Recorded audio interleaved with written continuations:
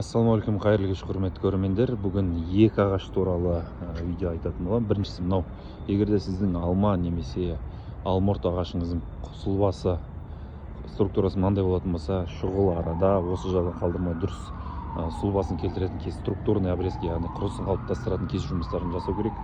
Өте жабайыланған, мұндай дұрыс емес.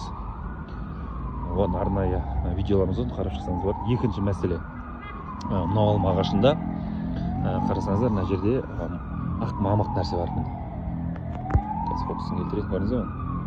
Мұнда өте көп ағаштың тұла бойында. Фокусын ұстамай жатыр. Мынандай жас бұтақтарында да бар бұл. Бұл қанды біте деп айтады бұны, красная кровяная тля. Бұл өте қатты зиян тигізетін зиянкестің бірі. Бұл ағаштың бетіндегі сөлінің сорпын қабығын ішіне кіріп, былай айтқанда бұтақты жарамсыз жүретін осы сияқты міне. Бұл бір-біріне қатты жұғады. Сол үшін бұмен дұрыс тез арада дұрыс күресілмесе, қасындағы ағаштарға қатты зиян тигізеді. Тағы көрейік.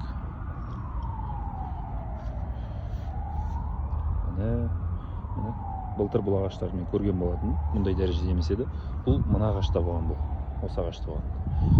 Мына ағашқа жұғыпты. Енді бұл негізі көбінесе жер астында қыстап шығады, мына астында.